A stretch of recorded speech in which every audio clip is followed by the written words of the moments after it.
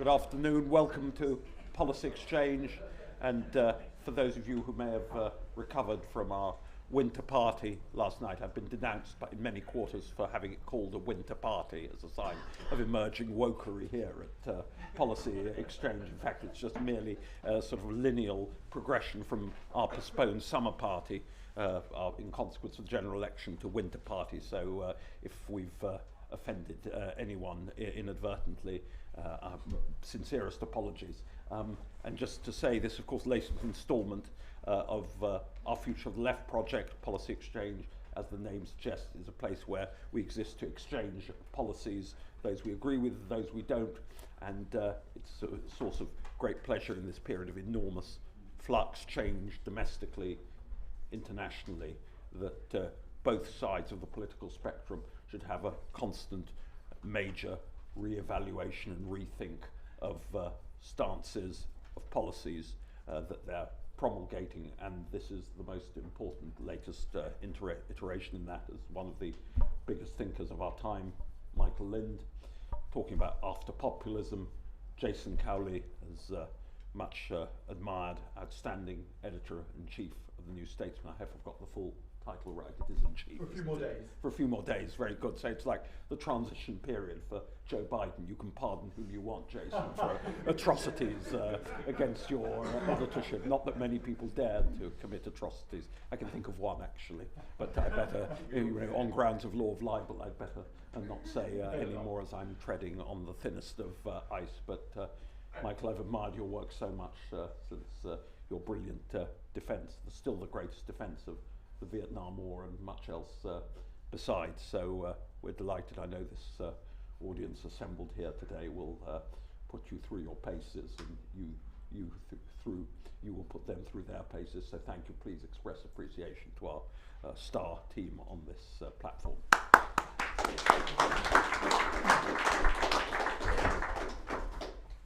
Well, thank you, Dean. Very busy time for Policy Exchange. Triumphant party last night, I thought. Some of you may have been there.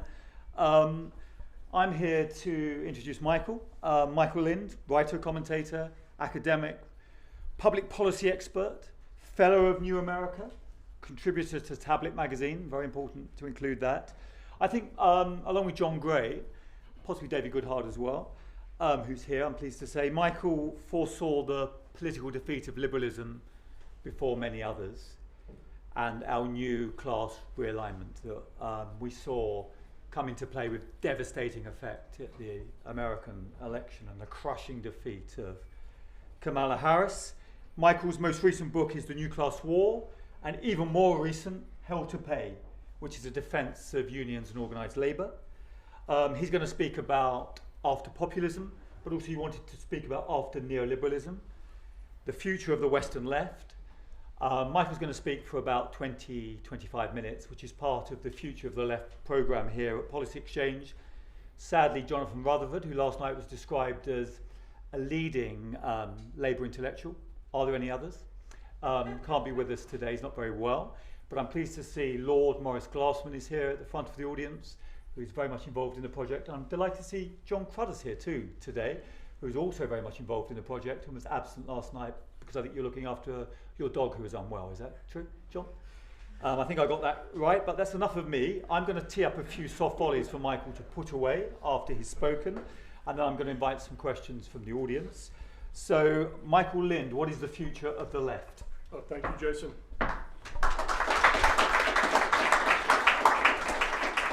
Can everybody hear me?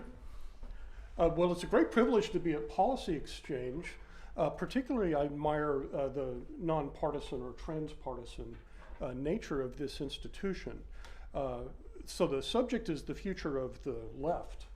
But in practice, I think that we go from one policy paradigm that lasts for a generation or two to a new policy paradigm, and then on to the next one.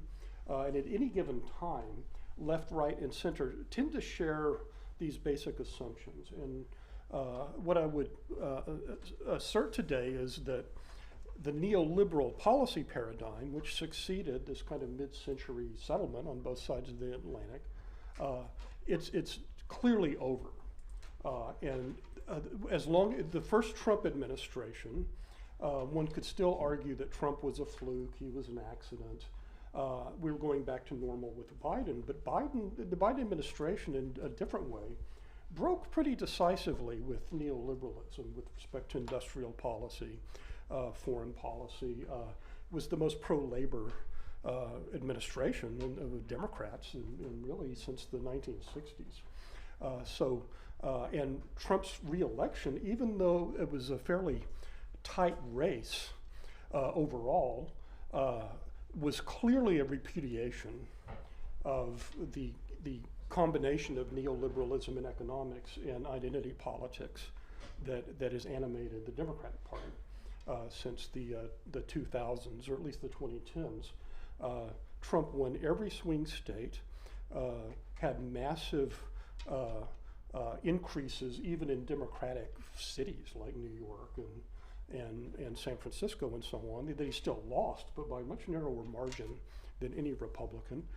He got a majority of Hispanic men, and in fact, in every election since Trump's first election in 2016,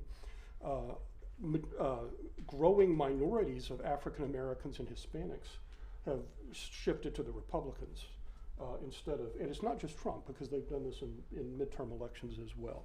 So we see a real threat to what has been the model of the center-left in the United States. And if you want to talk about after populism, you have to talk about after neoliberalism, because populism has been, as I think a lot of people recognize, a reaction against neoliberalism. And neoliberalism, the left uses it as just to mean capitalism, which is not accurate.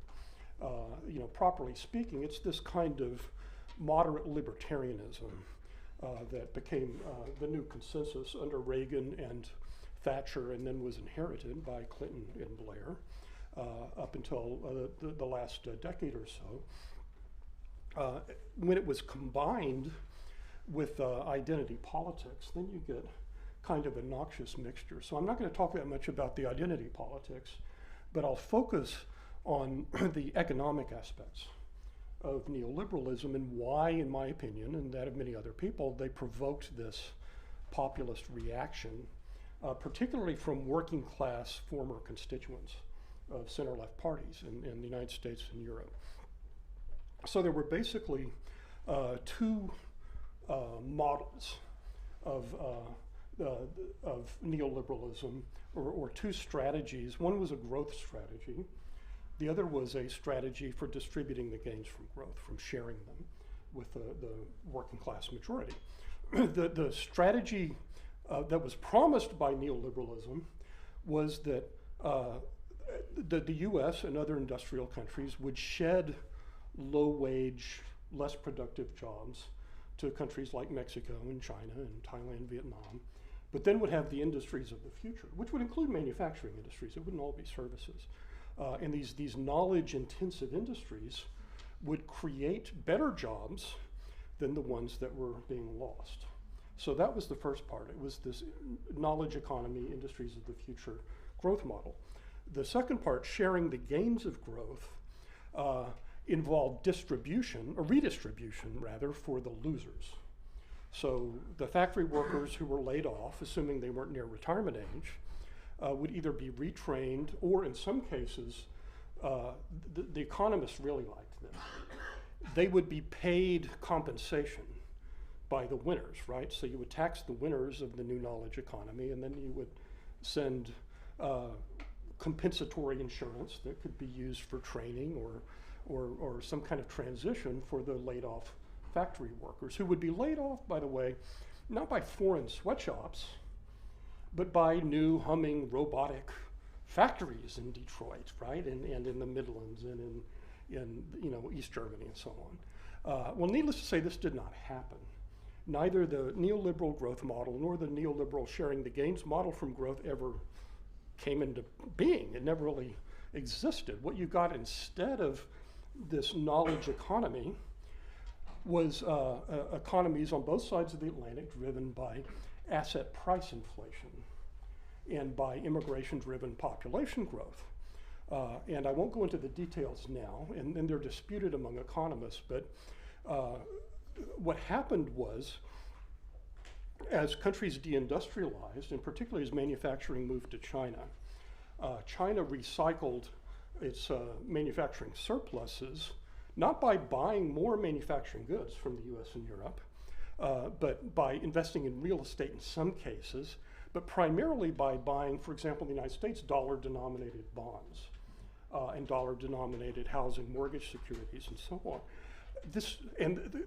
The combination of that and low interest rates created one after another giant asset bubble, and the big winners in the West have been owners of financial assets and owners of real estate.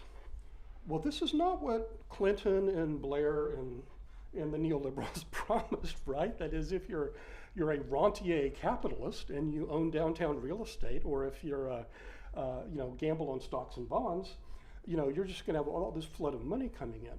And in the case of housing, it created these housing bubbles, which then priced out much of the working class, even the upper middle class, from a lot of major cities. So immigration played a major role because most governments, including the US and I think the UK, targeted the wrong growth goal, which is aggregate GDP. Now, why is aggregate GDP the wrong growth goal? It's because it's a combination of productivity growth and workforce expansion, right? So there are two ways you can expand GDP.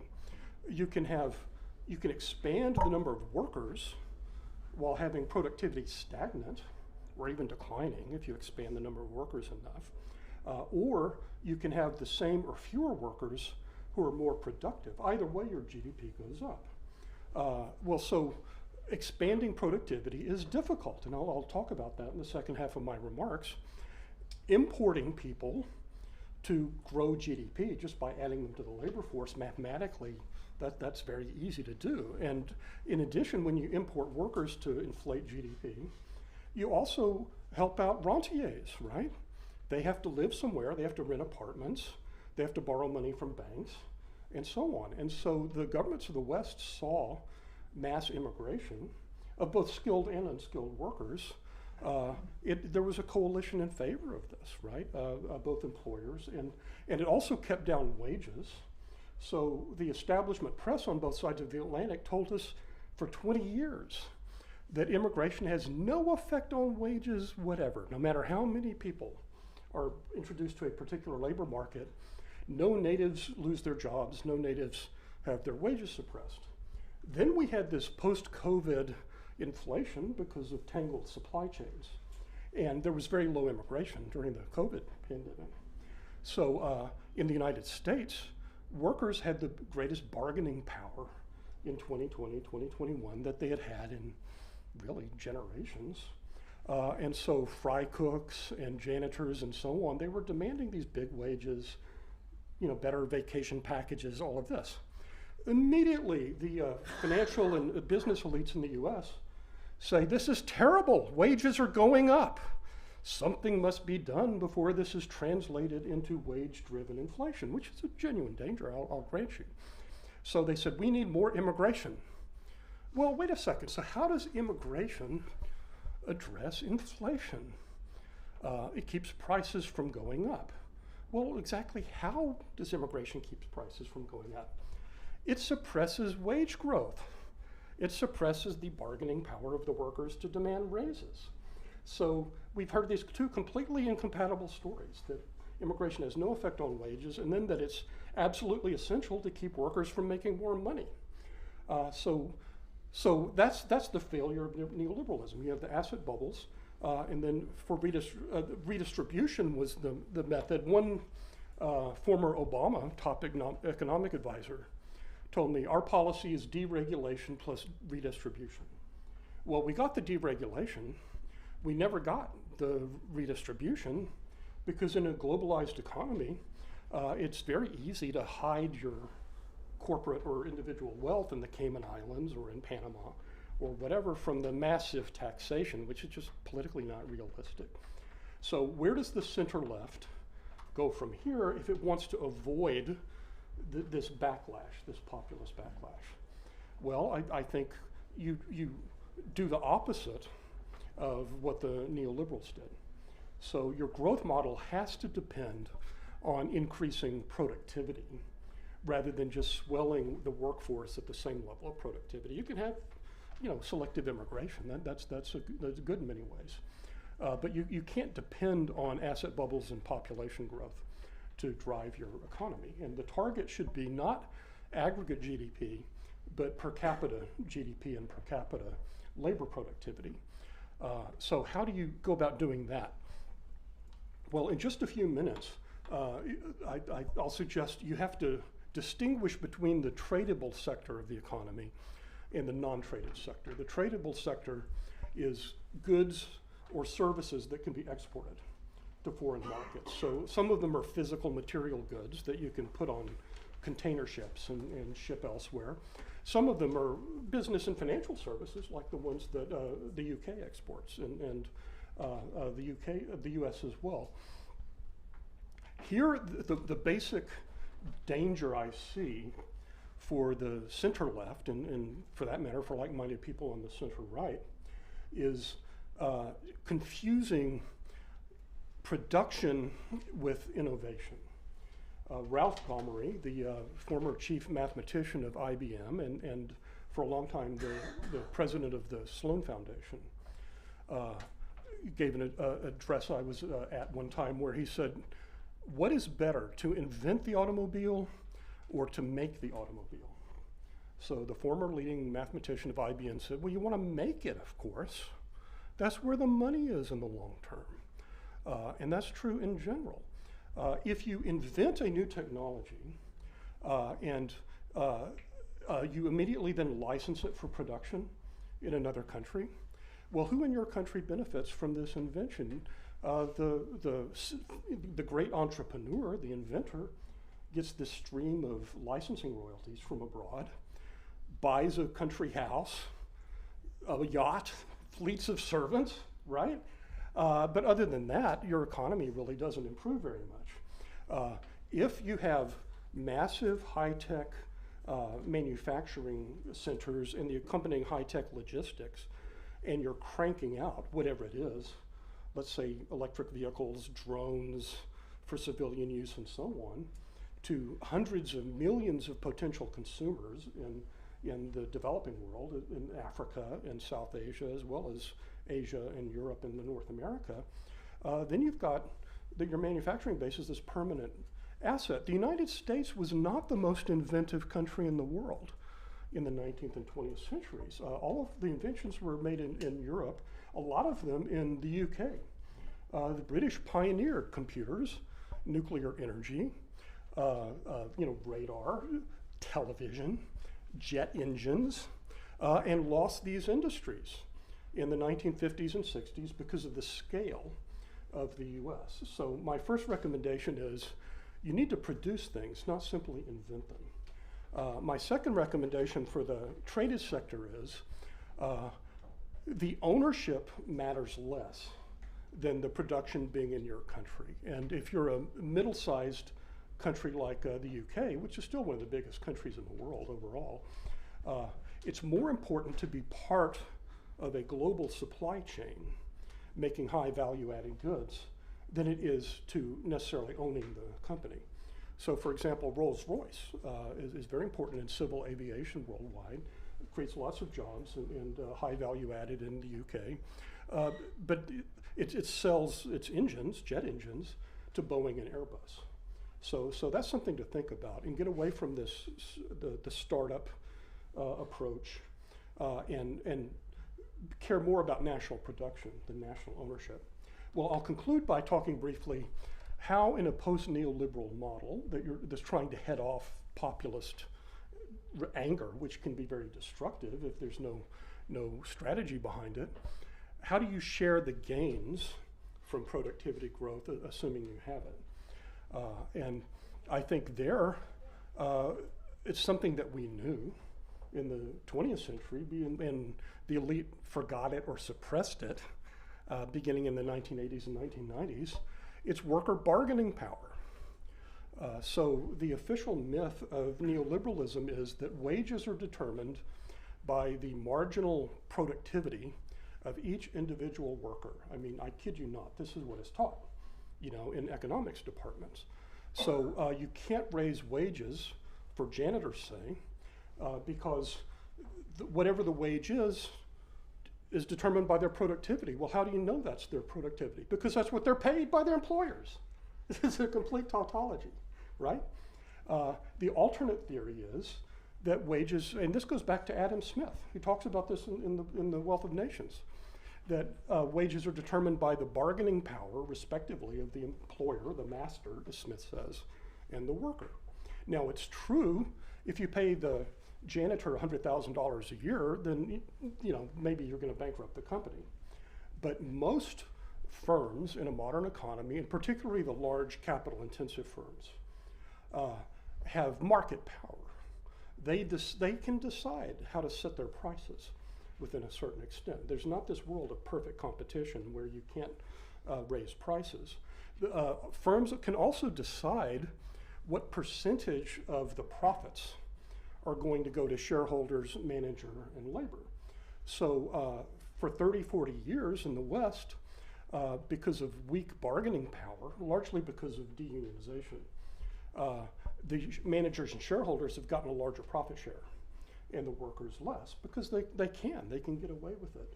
Unionization in the UK, and it had its problems, I recognize, but it's fallen from about half in the 70s to it's about 22% now, I think.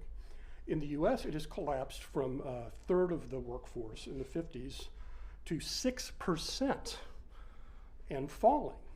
Private sector unionism, not public sector, but private, is all but extinct in the United States. Now, you can't go back necessarily to the kind of federation, craft-based unions that were typical in the factory era. But there are alternatives to increase the bargaining power of workers. There are trade boards or wage boards, which the UK abolished in the 1990s. I think that was a mistake. There are efforts in the United States to revive at the state level what we call wage boards. There's sectoral bargaining at the national level. And to my mind, the most promising way to share the gains from productivity-driven growth as opposed to asset bubble and population-driven growth is something like the French labor model, not having strikes every 2 weeks like in Paris, I grant, that's kind of disruptive, but only about 10% of French workers are unionized, but nevertheless they're all covered by these collective bargaining agreements. So in France, you don't actually have to belong to a union to be covered by sectoral bargaining agreements that unions negotiate, even though they have relatively few members, like the United States. But that's my 20 minutes. So now I will take Jason Cowley's softball questions and some hardballs too, if he wants. Thank you, Michael.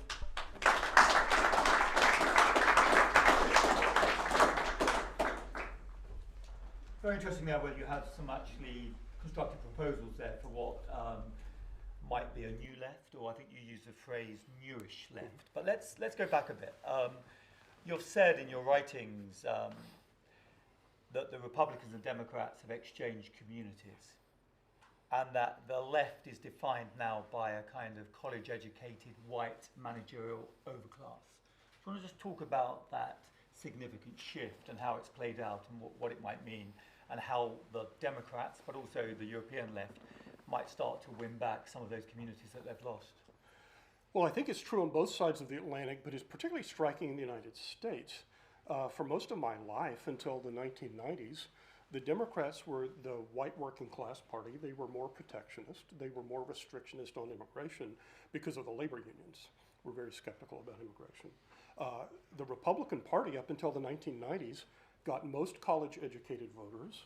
They were the professionals, the doctors, the lawyers, the CEOs. They were for free trade. They were for more immigration as representing employer interests. At the same time, from the 1920s onwards, the Republicans were the more socially liberal because of the Catholic and evangelical base of the working class Democrats. The Democrats were more anti-abortion, for example, up until late in the 20th century than the Republicans, who were pushing Planned Parenthood, contraception, abortion legalization from the 1920s onwards. And one of the fascinating things, which particularly younger people don't realize, is a lot of things that are considered to be progressive or left-wing ideas now were actually right-wing libertarian ideas 20 or 30 years ago. So for example, like transgender rights, if this were the 1980s or 90s, the big audience for that would be libertarians on the right, would not be Democrats or progressives as thus defined then. Even some aspects of the welfare state, like wage subsidies. From the 1930s to the 1980s, Democrats were utterly hostile to the very idea of wage subsidies, except for disabled people you're trying to get into the system, because they wanted wage subsidies or subsidies to low-wage employers, right? You cannot subsidize a low-wage worker without subsidizing a low-wage, and you get what you subsidize. So if you subsidize wages, you're going to get lots of low-wage jobs, right? Because the employers know that they can pay poverty wages, and the taxpayer will rescue this person from destitution, which is exactly what's happened, and I think in the UK as well as in the US with our earned income tax credit.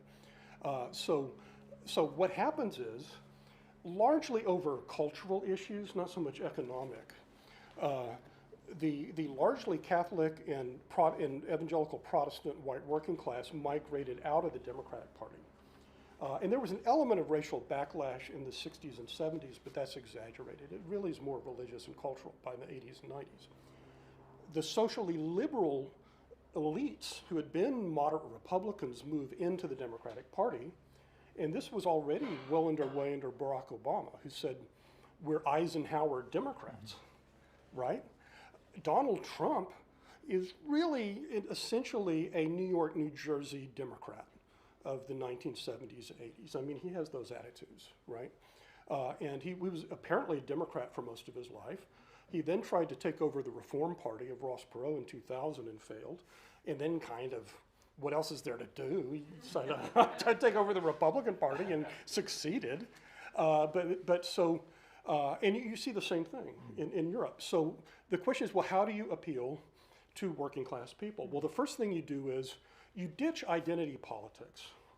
You ditch this idea, which is very powerful on the current center left, that you divide the population by degrees of victimization, and you have different policies depending on the degree. This is not popular with the people it's supposed to help, including racial minorities. If you look at the United States, majorities of blacks and Hispanics oppose racial preferences in hiring and admission. You would never know this from the appointed spokesman or spokespeople for this group, but that's actually the attitude.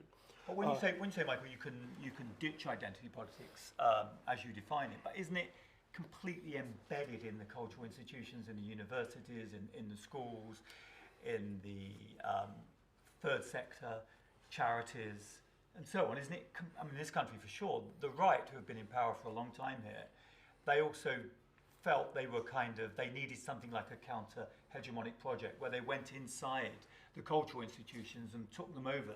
So even though they were in power, they felt in some way they were out of power culturally. Do you think there's something like that in America as well? Well, what you're starting to see is the greatest resistance to the cultural left is coming from elected black and Hispanic officials. Mm-hmm.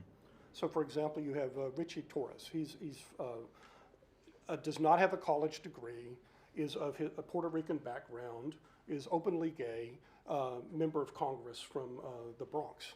And it's just absolutely savage on this. Eric Adams, former police officer, who's the mayor of New York City, so this is really, it's a white, college-educated, progressive constituency. And granted, they can dominate the institutions. I've been in the nonprofit world and the university world. You can't exaggerate how powerful this monoculture is. However, from the point of view of politicians, they don't have votes and they don't have money.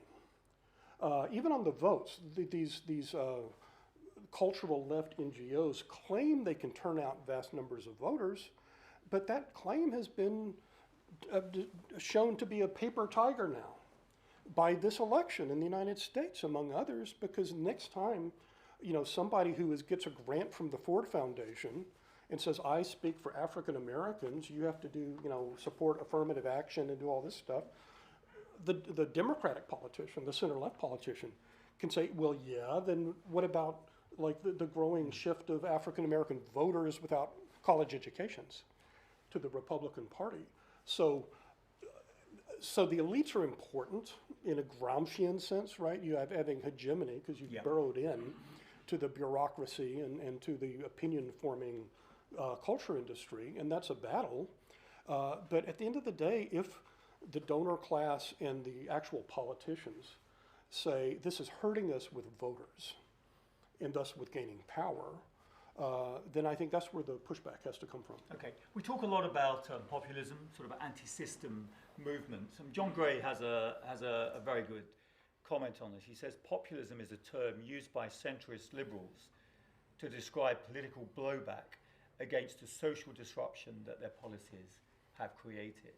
So when you use populism, earlier you said it was a reaction to neoliberalism. And you even defined the period of the 80s, Thatcher and Reagan, as a kind of moderate neoliberalism. I would say yes in economics, but Thatcherism, there was a deep social conservatism, certainly for Margaret Thatcher, going back to kind of Lord Salisbury and deeper traditions within the Conservative Party. But how do you define populism? And actually, do you welcome these populist movements, the blowback of which John Gray speaks? Well, populism has more positive connotations in the United States than it does in Britain or Europe, where it's considered to be like fascism or Nazism or something. And in the United States, the Populist Party represented farmers and labor. That's right, yeah. And under William Jennings Bryan, their proposals failed. And he was kind of a blustery demagogue of a typical populist type. Woodrow Wilson hated him and voted for another party candidate when Bryan was the presidential candidate of the Democrats. He was so powerful that Wilson had to appoint him Secretary of State, where he banned wine from receptions because he was a prohibitionist, and then he resigned in protest against World War I and ended up defending creationism, in the Tennessee Scopes trial. Franklin Roosevelt voted for McKinley, and his cousin, I'm not for McKinley, but for his cousin Theodore Roosevelt, because he hated Bryan so much. But a lot of the programs that Bryan and his populist agrarians supported, like farm price supports, social insurance, various other things, were enacted by Franklin Roosevelt in the New Deal. Yes. So I think populism, and they were a response to globalization in the 1880s and 90s, because what happened thanks to railroadization, the railroads opened up all of these continental interiors in North America and in South America and Asia to grain exports. So just as there's an industrial surplus, a manufacturing surplus driving down manufacturing good prices now, there was this enormous flood there's a global glut in grain, which depressed farmers' incomes everywhere in the world, led to populist parties in the US and Europe. Often in Europe, they were anti-Semitic. They were targeted against the Jewish middlemen. But nevertheless, these were legitimate grievances which were dealt with by non-populist means, by mainstream politicians like Franklin Roosevelt, who were not populist themselves, sometimes their rhetoric. And you had these well thought out, bureaucratic government programs instead of the crackpot panaceas of the original populists, but the reformers were wise enough to recognize these are legitimate grievances. So a deep tradition and modern manifestations, but do you see a family of resemblance among the kind of Trumpists, Farage and Reform, the Sweden Democrats, Marine Le Pen, Alternative for Deutschland and others? Do you see a family resemblance? Do you see things that you like about these movements, or are you alarmed by them? Well, I don't like the ones that originated like with neo-Nazis or neo-fascists. Like the Sweden Democrats, yeah. Or even in France, right? Yeah, However, whether they originated with the marginal far right or they originated with libertarians, for example, the AfD in Germany These were free market, Free marketeers. Yeah. anti-Europeans, right? What attracts their voters is not their neo-fascist principles or their free market anti-European. It's that they're protests. They become vehicles for protest. And once these parties become vehicles for protests against the neoliberal establishment, then they change their policy lines to reflect their new constituents. And their constituents are largely working class natives, but increasingly, as we see in the US, multiracial working class. They tend to be left of center on economics. They like social insurance. They want the government, to protect people economically, and they like labor unions. But at the same time, they're to the right of the progressive cultural elite of 2024. Now, by the standards of 1994, the whole West has moved to the left. But they're still more conservative than the average college-educated person. Do you see a ceiling on their support, particularly, say, reform in this country, which has begun to unsettle the Labour Party? Came second in 98 Labour constituencies at the general election. But Farage is a free marketeer. He may be more socially conservative. And during the election campaign, he began to change his language and speak of civilizational decline. He began to sound a bit like Rod Dreher, perhaps your friend or not your friend in the US. But do you see a ceiling on their potential, some of these populist movements, because of their right-wing economics? Well, the ceiling is that a lot of the elite members of these populist movements who opportunistically think I'm going to jump on the bandwagon are actually neoliberals, or they're free marketeers. They may just be more radical than the old neoliberals. And in the United States, there's a big policy difference between the so-called new right, which is people like Orrin Cass and the American Affairs Journal and so on, who are genuinely somewhat center-left by historic standards and center-right. And these would be some of those common good conservatives who are gathering around J.D. Vance. Post-liberals sometimes. Patrick Deneen and others. But on the other hand, the MAGA people, the Make America Great people, a lot of them are opportunists who are actually libertarians. I mean, if you look at Elon Musk, he's just a libertarian, right? Hates unions, hates Social Security and Medicare, wants to slash government. A lot of the Silicon Valley people want to repeal the New Deal and go back to 19th century buccaneer capitalism. Well, there is no electoral mandate for the Trump administration to follow Elon Musk instead of the common good conservatives. And if the Trump administration does that, it will alienate a lot of the people who have voted for the Republicans, but it will also give an opportunity for the Democrats to come back. So they would need to change their we've got so many interesting people in the audience. I want to, so it's not just you and I knocking the ball over the net. I'm going to bring a few questions in. We've got about 15 to 20 minutes, but we've got so many interesting people here. I'm going to take a few questions, if I may, and then I may throw you another one. But that coalition of the Trump coalition of common good conservatives, Silicon Valley libertarians, billionaire oligarchs, it seems very, very unstable, perhaps, and then it gives an opening to the Democrats to come back. We'll start with, in the third row, we'll start with Adrian Pabst. Michael, thank you so much.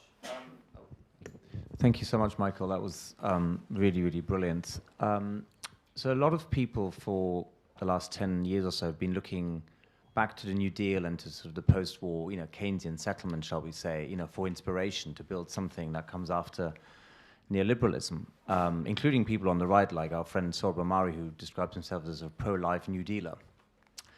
I just wonder whether you think that part of the New Deal and part of the post-war settlement was too statist, which is why we had the sort of individualist reaction against it. So in some sense, neoliberalism itself was a reaction against something.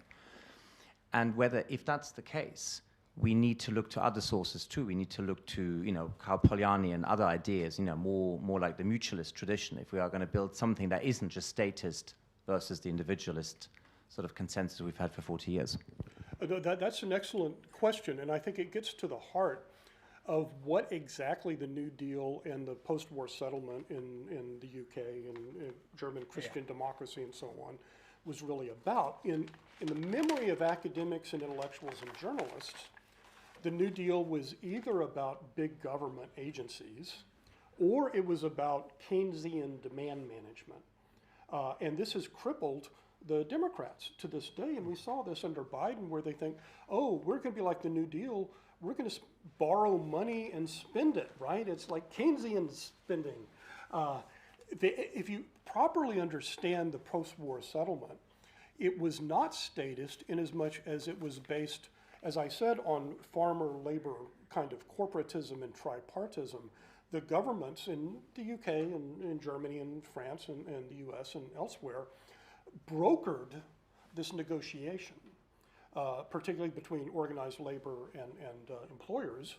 But the government did not have a prices policy after the war. You know, it was not directly intervening in the, I remember, I'm old enough, I'm showing my age, when in the 60s and 70s, when there was a big strike, then the president would intervene as a conciliator, right, as a broker between these independent interests.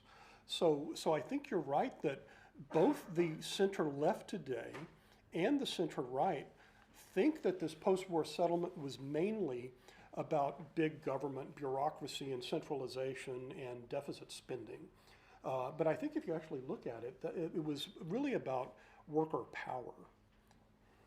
Okay, but it was also about shared identity, common purpose, mutual obligations, you know, coming out of, particularly in this country, out of the Second World War and the welfare state. And that began to break down in the 1970s, and you saw the Thatcherite counter-revolution. But something fundamentally has been lost, hasn't it? Over the decades, do you think, or am I being overly romantic? I think you're being overly romantic. Thank you very much. I have another question. Next question, please. Remember at the height of the New Deal era in the United States, we were having people murdered over civil rights. You know, I had family members being arrested for dining with their African-American friends and in places. I was speaking about the UK. Yeah, okay. No, but it's a difference. Yeah, we're a multinational state, though. Yeah, we've got to hold a racially diverse multinational state together, and something at present is missing, and all fundamental big parties don't understand what's missing, although there's a yearning for something that's been lost. I think that even in a religiously, ethnically pluralist society, if you look at polls, as I've done over the decades, there's enormous resentment by people of targeted benefits. Yes. And there's resentment of benefits going to people who don't work or do not have a history of work. Yes. And it's true in Europe as well as in the US. If it's a universal program and there's a work requirement for you to be eligible, then there have been polls that say, well, we don't care if they're immigrants or citizens or whatever, as long as they pay into it and they get the same benefits and they don't get special treatment. So it's true in some cases, but it wasn't a deep sense of ethno-national identity, I think. No, that's not. I agree with that. Yeah. We've got John Lloyd there. John. Hello. As you know, the trade unions in your country and this one were created largely by upper working class in the late 19th century. Are you saying that model, the model which still exists, but as you were saying is now very low, especially in the US, will be, even should be replaced by organizations like, as in the French model, which are imposed by the state?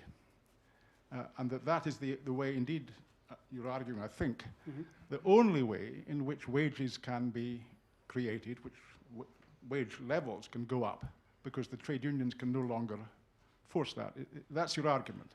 Yes, that's accurate with one qualification. I think that tight labor markets are the necessary but not sufficient condition for worker bargaining power, whether you have unions or not. And you can create them by restricting immigrant competition and offshoring in some cases. But I do think that the classic Anglo-American model of locally based trade unions, which are federations, was a failure. Really, from the beginning, it was doomed because it's too hard to unionize individual plants. It only succeeded in the United States after the 1940s because you had the big three automobile industries and steel, and that set the pattern for everywhere else. But we're now in an economy where most working class people work either for small enterprises or contractors, Or it's not small business as such. About half of Americans work for firms with more than 500 people. But if you're talking about, let's say, McDonald's franchises, you just can't unionize those with, picket lines and one by one, or even under American labor law, you cannot unionize companies. So you cannot unionize Amazon. Only each individual Amazon warehouse can be unionized, and that's why it's collapsed. So now, what are the alternatives? Well, I think it depends on the sector. I don't think there's a one-size-fits-all model. So in some sectors, you can have this kind of national or regional sectoral bargaining, like you have successfully in countries in Europe that have high union density. For example, in Denmark, 67% of people are unionized. In the precariat, that is these kind of isolated, Deliveroo drivers and Uber drivers and so on, I think that a bill that the young Winston Churchill introduced, the Trades Boards Act of 1909, yes, which was abolished in the UK at the height of neoliberalism, and it was so the Trade Boards Act created minimum wages for individual sweated industries where mass unionization was not practical. Replacing it with a standard minimum wage is a mistake, right? Because in different parts of the country, you have different living costs. And we did the same thing in the United States. So there's now, particularly in democratic states, I think it's a very enlightened approach in cities, in New York and in California. There's an approach to bring back what we call wage boards. It's the equivalent of the British trade boards, which we copied from the UK and Australia and New Zealand. And so, but I think neither with minimum wages nor with forms of collective bargaining is there a one-size-fits-all thing. You have to look at each sector separately. Okay, Michael. John, do you want to come back on that at all? No, I don't. I think it's logically right, but except to say that the labour movement in this country, and to I think lesser degree in the US, funds very much the party of the left. It's very much the case here. That then, if what happens is what you're seeing in the future, that then collapses too. Well, that was true of the Democrats up until the 1970s. The largest funder of the Democratic Party was the AFL-CIO Political Action Committee. Since then, it's been Silicon Valley and Wall Street. And so the labor unions, at their leadership level, they're overwhelmingly partisan Democrats. They're progressives first, and their labor unions leaders second. So for example, the new head of the AFL-CIO, in her bio on Twitter, until I pointed this out, and then she took this down, had this thing like champion of reproductive rights. It's like, well, a lot of your members are pro-life, not pro-choice. Why are you because they're progressive Democrats first. And there's a big divide between the union leadership and the rank and file, many of whom vote for Republicans and for Trump. So I do think it's a problem.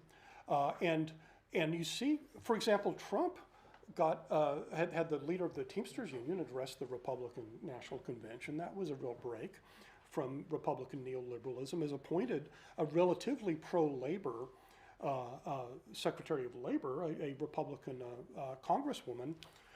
So if you read the Democratic press, she's only got a 10% ranking on pro-labor issues. But what are the pro-labor issues that the labor establishment lists? Being progressive on transgender and abortion and climate change, and all these things that are really, strictly speaking, unrelated, to higher wages and better working conditions. So it's going to be difficult between the reactionary right wing of the Republican Party, which, like 19th century British conservatives, views unions as conspiratorial cartels that should be crushed by the courts, and the dwindled vestigial remnants of 20th century organized labor.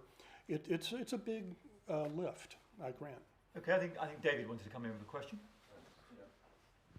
Michael, I think I remember rightly from your New Class War book that you talk about a kind of merger of the interests of the what one might call the sort of the high cognitive ability,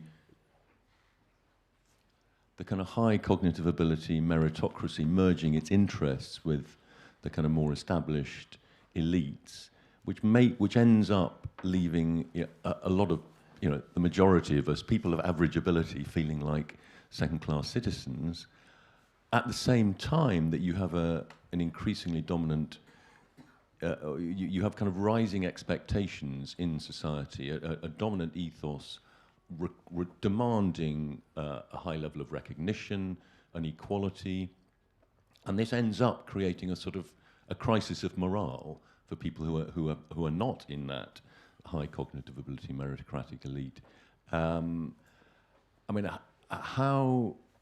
If you sort of go along at least partly with that, how do you raise morale for ordinary people who don't go to Russell Group University or Ivy League universities, without destroying hierarchies entirely? We need hierarchies. We need clever people to solve all our problems. How do you raise morale while retaining, as it were, sort of sensible, relatively open elites?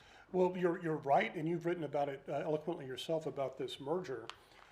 So back in the middle of the 20th century, if you came from a well-to-do gentry family anywhere in the United States, you got a gentleman's C and you just partied in college, and then you went to work for your father's Wall Street firm or inherited, position in the law firm or whatever.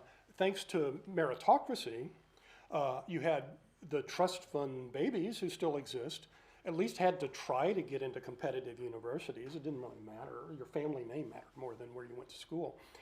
And at the same time, the meritocrats decided, hey, we kind of like having second homes and, servants and vacations and all of this. And you get a certain amount of intermarriage.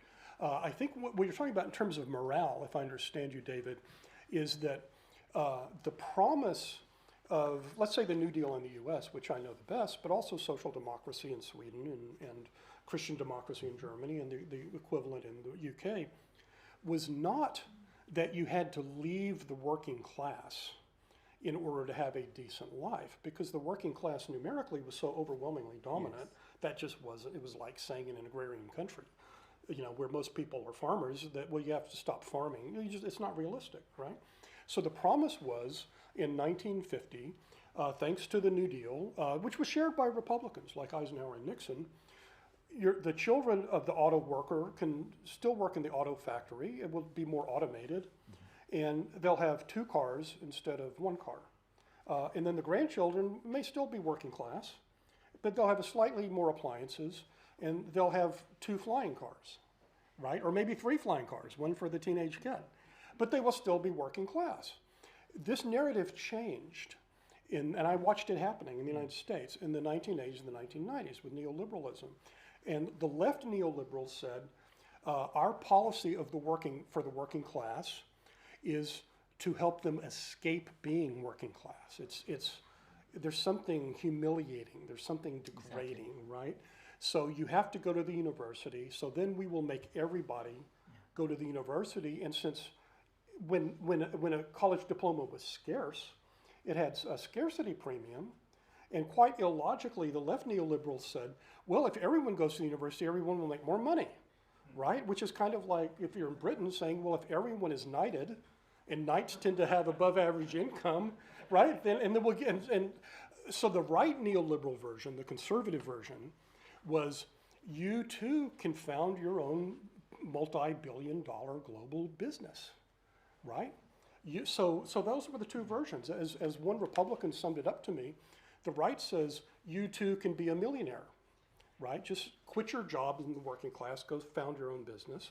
The left says go to prestigious university, and then you'll make money. And there was really nobody in the political spectrum who said you can. It's honorable, it's dignified to be a janitor. My grandfather was a janitor, and he was a gas station mechanic, and my grandmother was a bank clerk.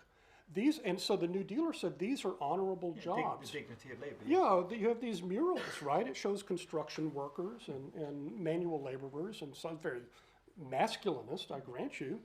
But so suddenly at the end of the 20th century, what had been the upper middle class lifestyle, and still is really, it's only accessible for like the top 20%. The elite began to think this should be the norm. And if you don't have that upper middle class lifestyle, then these are terrible jobs. It's terribly Tony degrading. Blair in New Labour, early New Labour years, set targets for the number of people going to university. Set it ever higher. 50% of the population should be going. Yeah. What happens to those who don't go? Yeah. Well, the answer is from Samuel Gompers, who's a British Jewish immigrant, by the way, who founded the American Federation of Labor in the 1880s, the cigar makers union, and then was the greatest labor leader in the early 20th century, along with the African-American A. Philip Randolph. So he was asked one time, what does labor want? And he said, more. More money, more vacations, more benefits. But otherwise, they didn't want to stop being cigar makers. That was perfectly legitimate, John. They just wanted to be paid better and have vacations with their kids. And respected. Respect. Mette Frederiksen, the very successful Social Democratic Prime Minister of Denmark, who's won 2 elections and increased her vote at the most recent election, said to the Danish working people, you didn't leave us, we left you. Yeah, yeah. A rebuke to the sort of liberal overclass about whom you write. Should we have one more question? We've got about 5 minutes left or 4 minutes left. People are leaving, so before they all leave, who wants to have the last question or no question at all? You have one over there. Who's that? Yeah, well, and then also Morris Glasson has a question. Is that Miriam there? Great to see you, Miriam. Thank you. You mentioned that the left are going to have to ditch identity politics for electoral reasons, and I would thoroughly agree with that. But what about environmental policies? Because I can see Labour politicians ditching some of the more extreme identity politics, but they seem a lot more wedded to environmental policies. And economically, those are the ones that have done far more damage to working people. And one of the reasons for the crisis in British manufacturing is our obscenely high energy prices, for example. How are the left going to move on from some of these completely destructive energy policies into a space where perhaps working class people might vote for them again? We have a big farmers' protest outside at Westminster today. I saw it. The answer is, if you're concerned about climate change, global warming, you want to have both mitigation, measures to reduce greenhouse gas emissions, but also adaptation to the results, which are necessary. You don't have to give up combating climate change, but what you do have to give up is combating climate change by means of micromanagement of people's behavior, okay?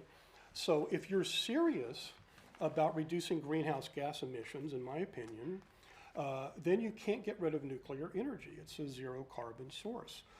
You can use natural gas as a transition to a more zero carbon future, replacing coal, because it has far fewer greenhouse gas emissions if you control methane leaks. What you don't do is what the Greens in the US and much of the West do, which is say, you have to eat less meat because of the methane released by flatulent cows. And in California, until they reversed it, they were going to outlaw gas-powered lawnmowers. Well, replacing a gas-powered lawnmower with an electric lawnmower is going to have no effect on the temperature of the atmosphere whatsoever. So part of the problem with the environmental movement, and I support many of its objectives, is it has been captured by a group that I think of as the technocratic social engineers. They get up in the morning and they think, how can we micromanage the behavior of the masses? They're kind of Fabian collectivists, right? And they don't, so environmentalism is an excuse for micromanagement, but it's really something they like to do. Our old friends, the Fabians, who founded the New Statesman, of course. They always get a kick. I didn't think we'd hear the phrase flatulent cows today, Michael. I hope we need to elevate the Well, we have tractors in the streets. We have tractors in the streets, we certainly do. Look, we haven't got very long left. I was going to ask you about AI and how that might transform productivity, but that's probably for another conversation. That's something to think about, though. Well, no, I can answer that very briefly before please. And then Morris, listening from Morris. One of the big mistakes is that a new technological paradigm leads to futuristic jobs. The jobs of the future are not necessarily futuristic jobs. we had the electrification of the economy in the 1920s and 1930s. Most people did not become electricians, okay? So having the computer revolution, most people did not become computer programmers. Yeah. So what does productivity growth in areas created by technology do?